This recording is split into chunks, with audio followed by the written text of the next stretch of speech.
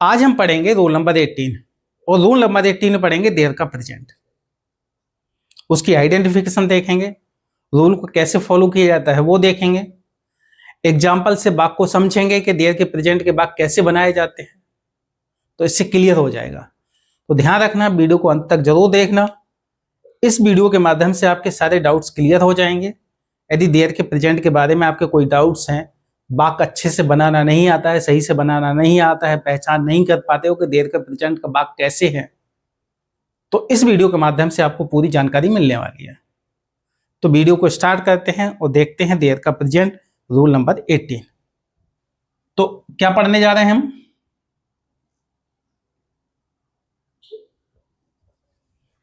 क्या पढ़ने जा रहे हैं? रूल नंबर 18, ठीक है ना। क्या पढ़ेंगे? रूल नंबर 18, और रूल नंबर 18 में पढ़ेंगे देयर का प्रेजेंट। देयर का प्रेजेंट, ओके। तो देयर का प्रेजेंट, सबसे पहले हमें देयर का अर्थ पता होना चाहिए कि देयर का अर्थ क्या होता है। तो देयर का अर्थ होता है वहां। क्या होता है? देयर का अर्थ होता है वहां। ध्यान रखना इस चीज का। देयर का अर्थ क्या होता है? वहां होता है। अब शुरू में मैं पर एक लाइन और मैंने लिखी है इसी में देयर वाले में कि शुरू में मैं या पर, यानी कि वाक्य की शुरुआत में मैं और पर आ जाते हैं तो वाक्य किसका है? वो देयर का है, यानी कि उसमें देयर का यूज करना है आपको। जैसे वाक्य की शुरुआत में, जैसे मैंने लिख दिया कक्षा में, तो ध्यान रखना एक वर्ड के बाद मैं या पर, जैसे हमने लिख लिया छत पर, तो कक्षा में, कक्षा के बाद में आया, तो ध्यान रखना ऐसे वर्ड आ जाए कक्षा में, छत पर, शुरुआत में आ जाएंगे, स्टार्टिंग में आ जाए कक्षा में या छत पर, स्टार्टिंग में ऐसे वर्ड आते हैं तो ध्यान रखना वो वाक्य किसका होगा? देयर का होगा, ठीक है ना। इस चीज का आपको ध्यान रखना है। तो वाक्य किसका होगा? देयर का होगा। तो देयर वाला हमें रूल कैसे फॉलो करना है वो रूल से समझेंगे। तो सबसे पहले हमें पहचान करनी आनी चाहिए। वैसे नॉर्मली देयर का अर्थ क्या होता है? वहां होता है, आप तो जानते ही हो, ठीक है ना। तो देयर का अर्थ क्या होता है? वहां। शुरू में क्या आ जाए? मैं और पर आ जाए, जैसे मैंने लिखा कक्षा में या छत पर। यदि वाक्य शुरुआत में आ जाते हैं कक्षा में या छत पर, तो ध्यान रखना वहां आपको क्या करना है? देयर का यूज करना है, ओके। राइट, इतना समझ में आ रहा है? चलिए आगे बढ़ते हैं, रूल देखते हैं। रूल में क्या करना है आपको? सबसे पहले देयर, सबसे पहले क्या लगाना है? देयर। शुरू में सबसे पहले देयर लगाना, उसके बाद क्या लगाना है आपको? Is are. क्या लगानी है? Is are. ये हेल्पिंग वर्ब में, ध्यान रखना, इज आर। इज आर के बाद क्या लगाना है आपको? नाउन लगाना है, नाउन, ठीक है ना। जो वाक्य में नाउन दिया रहता है उसकी अंग्रेजी लगाएंगे। सबसे पहले देयर लगाएंगे, उसके बाद इज आर लगाएंगे, और उसके बाद क्या लगाएंगे आप? नाउन की अंग्रेजी। इतना ध्यान रखना है आपको। नाउन की अंग्रेजी लगाने के बाद यदि और भी उस वाक्य में कुछ वर्ड हैं तो उसकी अंग्रेजी अंत में बनाते जाएंगे, लेकिन शुरुआत का जो क्रम है वो ये रहेगा। सबसे पहले आपको देयर लगानी है, उसके बाद इज आर लगानी है, प्लस नाउन लगाना है। उसके बाद और भी एक्स्ट्रा वर्ड हैं तो आप जोड़ सकते हैं वाक्य में अंत में। क्लियर? तो देखिए अब हमें जो इज लगानी है, आर लगानी है, हेल्पिंग वर्ब दो हैं यहाँ पे, इज है, आर है। तो हमें इज कब लगानी है, आर कब लगानी है, तो मैं लास्ट वीडियो में आपको बताते आया हूं कि सिंगुलर और प्लूरल का इसमें खेल होता है। यदि हमारा नाउन सिंगुलर है, नाउन सिंगुलर है, तो आपको क्या लगानी है? इज। मैं ऐसे डिटेल में लिख दे रहा हूं, नाउन सिंगुलर है, नाउन सिंगुलर है तो क्या लगानी? इज। और प्लूरल है तो क्या लगानी है आपको? आर। बस इतना सा ध्यान रखना है, ठीक है। चलिए मैं समझा दे रहा हूं दोबारा। नाउन सिंगुलर है तो क्या लगानी है आपको? इज। जो वाक्य में नाउन आएगा, नाउन के अकॉर्डिंग ही आपको इस आर लगानी है। तो नाउन के अनुसार आपको इस आर लगानी, तो नाउन को देखना पड़ेगा कि नाउन सिंगुलर है कि प्लूरल में है। यदि नाउन एक वचन में है, एक वचन में है, सिंगुलर का मतलब एक वचन होता है, नाउन का मतलब वो संज्ञा, संज्ञा यदि एक वचन की है तो क्या लगाना है आपको? इज लगानी है। और संज्ञा यदि प्लूरल में है, बहुवचन में है, तो आपको क्या लगाना है? आर लगाना है। बस इतना सा क्लियर कर लीजिए आप, ठीक है। इतना क्लियर हो गया, यानी कि नाउन के अनुसार ही आपको इज आर लगानी है। क्लियर? तो नाउन सिंगुलर होगा तो आपको इज लगानी है, नाउन प्लुरल होगा तो आपको आर लगानी है। इतना सा आपको क्लियर करना है बस, ठीक है। नोट में देखिए, रूल से क्लियर हो गया। अब नोट से देखिए, सबसे पहले आपको क्या देखना है इसमें कि इन वाक्यों में सब्जेक्ट और वर्ब नहीं होते हैं। इसके जो वाक्य होंगे देयर के प्रेजेंट के, उनमें सब्जेक्ट और वर्ब नहीं होते हैं।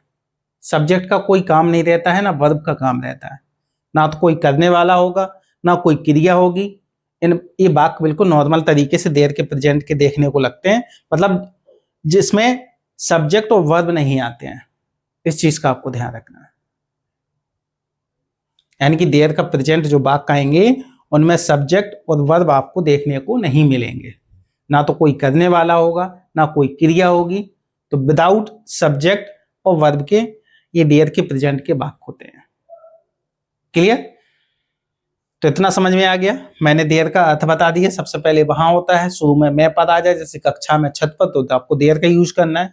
रूल मैंने बता ही दिया, देयर प्लस इस आर लगानी है, फिर नाउन लगाना है, फिर अदर यदि एक्स्ट्रा और वर्ड है तो उनकी अंग्रेजी लगानी है, कोई भी वर्ड आ जाते हैं। तो बस इतना मैंने आपको बता दिया। नाउन के अनुसार आपको इज लगानी है और आर लगानी है, इसका ध्यान रखना है। तो नाउन सिंगुलर होगा तो इज, नाउन प्लुरल हो तो आर लगानी है। ध्यान रखना, नोट में मैंने लिख रखा है सब्जेक्ट और वर्ब नहीं होते, ना तो इसमें कोई करने वाला होता है, ना करता होता है, ना क्रिया होती है, ठीक है। इतना आपको ध्यान रखना है। एग्जाम्पल से समझते हैं कि देयर का प्रेजेंट। सबसे पहले तो पहचान निकालते हैं इसकी कि देयर का प्रेजेंट कैसे है। तो देखिए मैंने लिखा है एग्जाम्पल में, कमरे में एक कुर्सी है। कमरे में एक कुर्सी है से पता चल रहा है कि प्रेजेंट का है से क्या पता चल रहा है कि प्रेजेंट का है। सबसे पहले तो पहचान निकालिए, है से क्या पता चल रहा है कि प्रेजेंट का है। कमरे में एक कुर्सी है, तो है से पता चल रहा है प्रेजेंट का है। अब कमरे में मैंने शुरुआत में बताया था, जैसे कक्षा में, तो वाक्य किसका होगा? देयर का। छत पर, ऐसे वर्ड, एक वर्ड के बाद में या पर आ जाए कोई नाउन के बाद, है ना, तो ध्यान रखना इसमें आपको क्या लगाना है? देयर का प्रयोग करना है। वो वाक्य किसका होगा? देयर का होगा। तो कमरे में तो देयर का है वाक्य, और है से पता चल रहा है प्रेजेंट का है। तो मैंने क्या बताया था शुरू में कि रोल नंबर 18 में हम क्या पढ़ने जा रहे हैं? देयर का प्रेजेंट। तो ये वाक्य किसका है? देयर का प्रेजेंट वाला। क्लियर? इतना क्लियर हो गया, समझ में आ गया? तो देयर रूल एग्जाम्पल। आप देखिए बनाते कैसे हैं इसको। कमरे में एक कुर्सी है, कमरे में एक कुर्सी है, तो सबसे पहले हमें आंखें बंद करके क्या करना है? शुरू में देयर लगा देना है। क्या लगा देना है? देयर, क्योंकि रूल क्या कह रहा है? सबसे पहले देयर लगाइए, ठीक है ना। क्लियर हो रहा है? सबसे पहले हमें रूल क्या कह रहा है? देयर लगाना है, तो हमने देयर लगा दी। फिर वो कह रहा है इज आर लगाइए प्लस नाउन, इज आर। अब इज लगानी है कि आर लगानी है, किससे क्लियर होगा? नाउन से क्लियर होगा। तो नाउन देखते हैं इसमें क्या है? कुर्सी। क्या है? कुर्सी। तो कुर्सी क्या है? कुर्सी की अंग्रेजी क्या है? चेयर। अब चेयर है सिंगुलर में, प्लुरल तो नहीं है। यहां एस लगी होती, चेयर्स, कुर्सियां होती, कुर्सियां हिंदी में होती कुर्सियां, और इंग्लिश में क्या बनती? चेयर्स। तो यहां क्या लग जाती? आर। क्या लग जाती? आर। जब नाउन प्लुरल नहीं है, नाउन सिंगुलर में है, कुर्सी एक है, तो कुर्सी एक है तो क्या लगेगा? इसमें इज लगेगा। क्या लगेगा? इज लगेगा। तो हमें देयर के बाद क्या लगानी है? इसमें इज लगानी है, नाउन के अकॉर्डिंग। तो नाउन क्या है? इसमें चेयर है। वाक्य में लिखा हुआ है कमरे में एक कुर्सी है। एक कुर्सी है तो मतलब सिंगुलर में आएगी, एक ही है ना, तो किस में आएगी? सिंगुलर में आएगी। नाउन सिंगुलर है, नाउन सिंगुलर है ना, नाउन सिंगुलर है तो नाउन सिंगुलर के साथ क्या लगाना है? आपको इज लगाना है। तो एक कुर्सी के अनुसार क्या लगेगी? ये चेयर है ना, तो क्या लगेगी? इज। तो इसमें इज लगेगी। अब हमें नाउन की अंग्रेजी बनानी है, तो एक कुर्सी की बना देंगे, ए चेयर बना देंगे, ठीक है ना। अब आगे बनाएंगे इसको, तो मैं की बनाएंगे इन, कमरे की लिख देंगे द रूम। तो वाक्य बन गया कमरे में एक कुर्सी है। कमरे में एक कुर्सी है, तो सबसे पहले हमने देयर लगा दी, क्योंकि रूल कह रहा है हमारा देयर लगाइए, तो देयर लगा दी। नाउन के अकॉर्डिंग इज आर लगानी है। तो नाउन क्या है, एक कुर्सी है तो सिंगुलर में है, ये कुर्सी किस में आएगी, सिंगुलर में आएगी। तो ये चेयर लगा दी, ये चेयर के अकॉर्डिंग क्या लगानी है आपको, इज लगानी है, तो इज लगा दी। फिर वो कह रहा है नाउन की अंग्रेजी बनाइए, इज आर लग गई है, फिर नाउन की अंग्रेजी बनाई। नाउन क्या है इसमें, एक कुर्सी है तो ये चेयर लगा दी। अब मैं की क्या लगा देंगे, इन लगा देंगे, कमरे की क्या लगा देंगे, द रूम लगा देंगे। अब एक और ट्रिक समझिए इस वाक्य की, देयर का प्रेजेंट की। देयर का प्रेजेंट वाला यदि वाक्य होगा तो सबसे पहले हमें शुरुआत में देयर लगानी है, क्लियर। फिर वाक्य को पीछे से बनाते आना है, वाक्य को पीछे से बनाएंगे। देखिए वाक्य मोस्टली पीछे से बनते हैं। सबसे पहले हमने देयर लगा दी, फिर है की लगाएंगे, इज लगाएंगे, एक कुर्सी की लगाएंगे, ये चेयर लगाएंगे, मैं की लगाएंगे, इन लगाएंगे, कमरे की द रूम लगाएंगे। वाक्य पीछे से बना पूरा। देखिए देयर लगा दिया शुरू में हमने, क्योंकि ये वाक्य देयर वाला है कमरे में, और है से पता चल रहा है प्रेजेंट, तो ये प्रेजेंट देयर का प्रेजेंट वाला है। तो सबसे पहले हमने देयर लगा दी। अब हम वाक्य को पीछे से बनाएंगे। तो देखिए सबसे पहले इसकी अंग्रेजी, ये कुर्सी के अनुसार इसकी अंग्रेजी मतलब क्या लगेगी, है की अंग्रेजी इज लगेगी, तो इज लगा दी। एक कुर्सी की क्या लगा देंगे, एक चेयर लगा देंगे, ठीक है। वाक्य को पीछे से बनाते आ रहे हैं। अब मैं की लगाएंगे, क्या लगा देंगे, इन लगा देंगे, कमरे की क्या लगा देंगे, द रूम लगा देंगे। तो वाक्य को पीछे से बनाया। देखिए देयर लगा दी, फिर है की इज, एक कुर्सी की ये चेयर, मैं की क्या लगा दी, इन, कमरे की लगा दी द रूम, क्लियर। तो एग्जाम्पल से हमने समझ लिया कि किसका है, एग्जाम्पल से हमने समझ लिया कि किसका है। तो देयर का प्रेजेंट का है से पता चल रहा है प्रेजेंट का है। बाकी पहचान करना सीखा करो सबसे पहले, इस चीज का आपको ध्यान रखना है।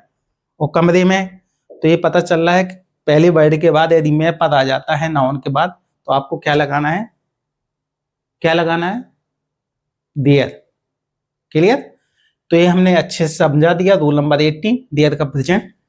अब बात आप कभी गलत नहीं करोगे, ना कर पाओगे, है ना। तो अच्छे से समझ में आ गया।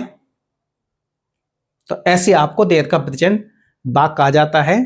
तो देयर के प्रेजेंट वाले यदि वाक्य आ जाते हैं तो आपको समझना है, उनको अच्छे से बनाना है, तो कभी गलत नहीं करोगे इन वाक्यों को, ठीक है ना।